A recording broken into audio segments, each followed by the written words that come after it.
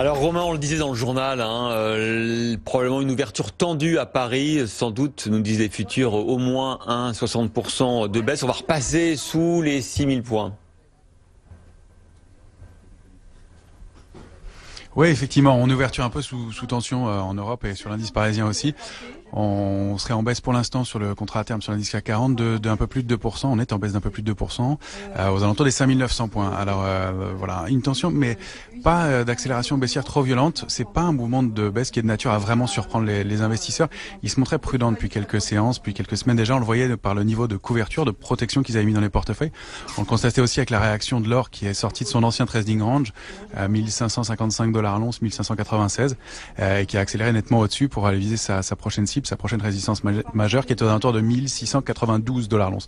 On n'en est pas très loin, on a touché 1681 cette nuit sur les futurs.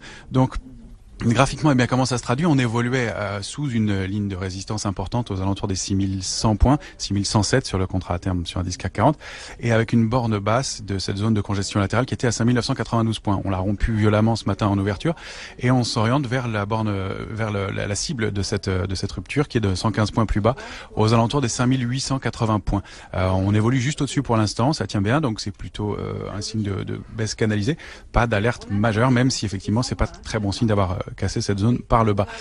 Si on casse 5880 points, l'accélération devrait être un peu plus marquée et on pourrait rejoindre les plus bas annuels aux alentours de 5700, 5750 points. Donc ça donnerait une cible. C'est vraiment le niveau à pas rompre, sinon on casserait vraiment la dynamique haussière de moyen terme.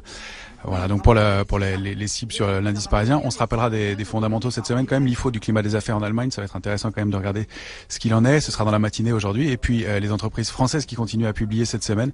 Mercredi, ce sera autour de Danone, puis Peugeot et Thales. Et puis jeudi, ce sera Carrefour et Saint-Gobain. Et enfin vendredi, ce sera Veolia Environnement. Voilà ce qu'on pourra regarder cette semaine. Merci beaucoup Romain, et vous nous annoncez une baisse à près de 2% ce matin sur le CAC 40, donc à surveiller de près cette journée sur les marchés parisiens et européens. Ça sera encore pire à Milan, bien évidemment, c'est ce que nous disent en tout cas les futurs, avec l'épidémie qui là-bas commence apparemment, en espérant que les Italiens arrivent à restreindre un peu cette propagation. Merci beaucoup Romain, on va retrouver nos chroniqueurs, on va retrouver Laure Closier